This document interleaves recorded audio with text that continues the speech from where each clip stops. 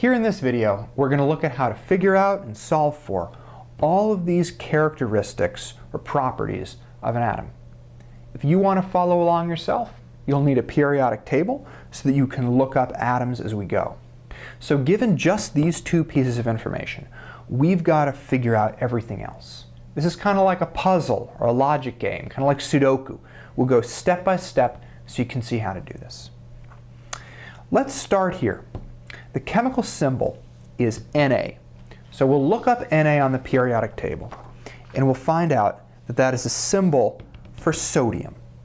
So now for the isotope name, we know that this is going to be sodium.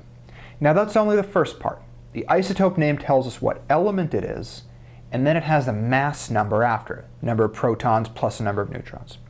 The mass number has already been given to us, so we know that the isotope name is going to be sodium from Na, and then 22 from the mass number.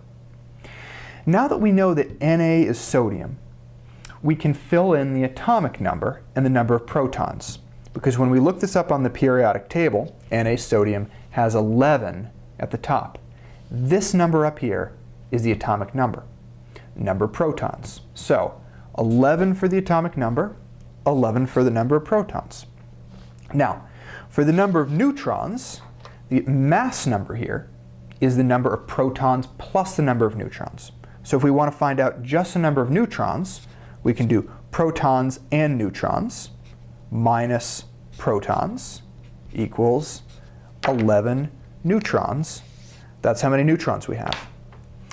Now finally for electrons, let's look up here at our symbol.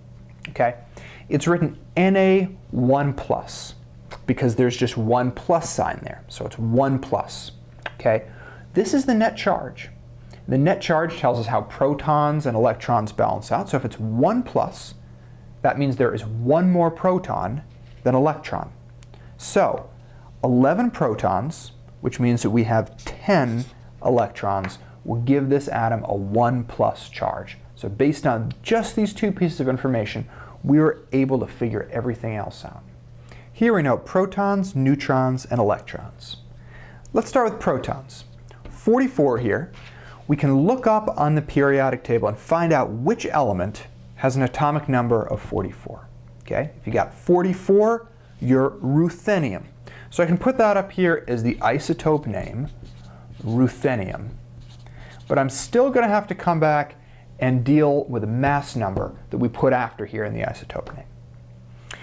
Atomic number, I can take care of that right away. It's 44, the number of protons. Don't even have to look it up on the periodic table to fill this in. Let's move ahead now to mass number. Mass number is protons plus neutrons. So I'll do 44 plus 56. And that's going to give me 100 total for the mass number. Now I know the mass number, so I can put it here at the end of the isotope name, ruthenium 100, and I'm all set with this. The only thing that I have left now is the chemical symbol with a net charge. Let's go back to the periodic table. Here it is to find out what the chemical symbol is. The chemical symbol is right here. It is Ru. And now for the net charge that we'll put up here, it's protons and electrons. So there are 44 protons and 40 electrons. That means there are 4 more protons than electrons. So there's going to be a net charge of 4+.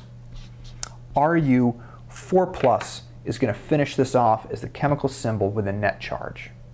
Iodine 131, and it has a negative charge 1-. Let's start by looking it up on the periodic table. We find iodine, big capital letter I. It has an atomic number of 53. So 53 here. 53 is also the number of protons. The number here that comes in the second part of the isotope name is the mass number, the number of protons and neutrons together. So based on this information, mass number, I can find the number of neutrons. So protons plus neutrons minus protons minus 53. It's going to give me 78. That's the number of neutrons. And finally, the electrons. Up here on the chemical symbol, we get the net charge. It has a 1 minus charge. There's 1 minus there. So that means that we have to have 1 more electron than protons. So 53 protons, I can count.